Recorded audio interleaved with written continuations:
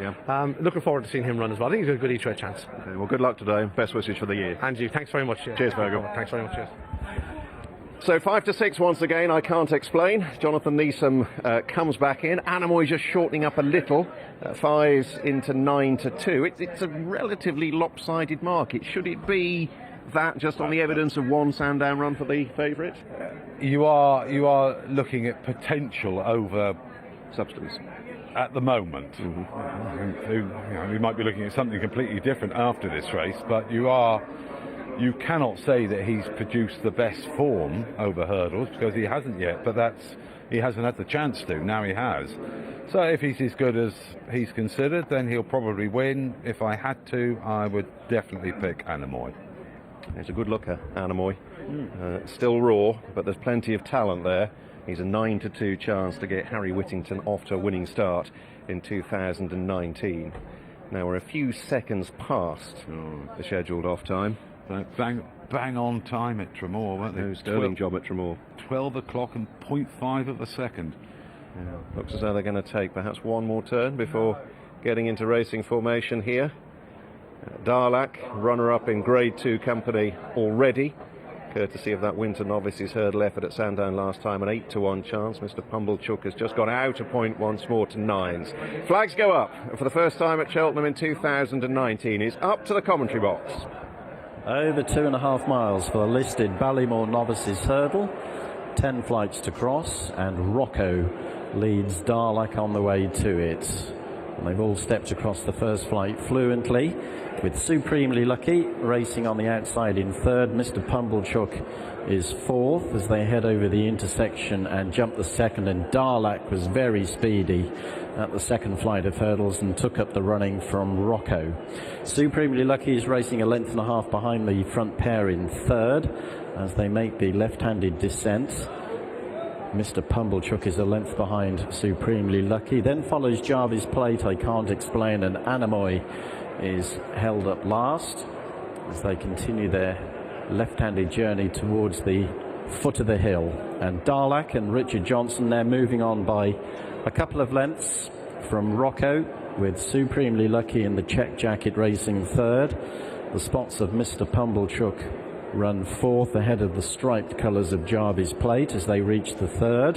Darlak again, particularly slick. Anamoy just landed a little bit awkwardly in last place. No harm done. On the long gallop up the hill between flights 3 and 4, Darlak shows the way just over a length in front of Rocco and Supremely Lucky, who's now moved up to dispute second. Anamoy makes headway on the way up the hill, moving up on the outside of Jarvis Plate and Mr. Pumblechook to relegate I Can't Explain to be last. So coming to jump the fourth, the only hurdle that's jumped twice in the race. Darlak leads into it from Rocco, a close second on the inside, then Supremely Lucky and Anamoy in front of Mr. Pumblechook and Jarvis Plate. And I Can't Explain brings up the rear. They have a full circuit of Prestbury Park in front of them and another 6 more obstacles to negotiate. It's Darlak who leads them away on the turn.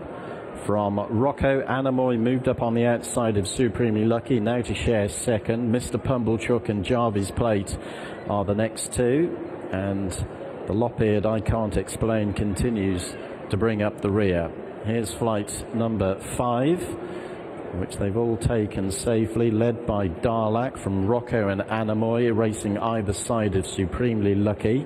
Mr. Pumblechook is on the inside of Jarvis Plate. I Can't Explain taken to their outside as they bear down on flight number 6.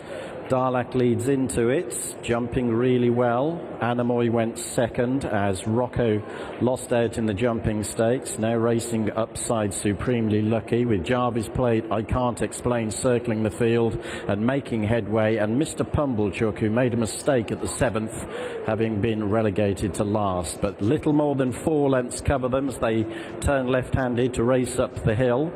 They've got just 3 flights of hurdles to cross, and Anamoy has now gone up to eyeball Darlak at the head of affairs.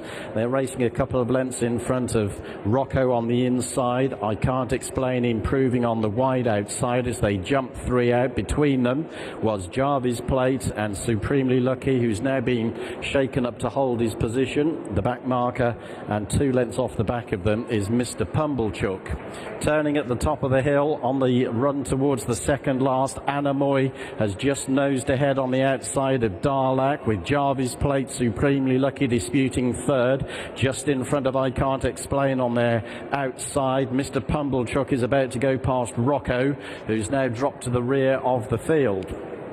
So coming down the hill and approaching 2 out, Anamoy assumes command, moves on by a length. Jarvis Plate has gone second. Long-time leader Darlak is on the retreat. I Can't Explain on the wide outside has jumped into third. Darlak landed too steeply at the second last, loses further ground. Still open with 3 furlongs still to gallop, just 1 flight to jump now, and Jarvis Plate under Paddy Brennan has come through on the inside to lead between the last 2 flights. Moving on by a length from Anamoy. I Can't Explain has switched to the inside. He's back in third. Then Supremely Lucky as they level for home. They've got a quarter of a mile to gallop up the hill and just the 1 to jump. And Jarvis Plate has stretched on by nearly 3 lengths to Anamoy. I Can't Explain struggling to quicken. He's back in third. Then Supremely Lucky. Jarvis Plate jumped the last really well. He's 6 lengths clear. Anamoy blundered in second. Inconvenienced. I Can't Explain. Supremely Lucky may stay on past the pair of them, but Jarvis Plate is home and hosed.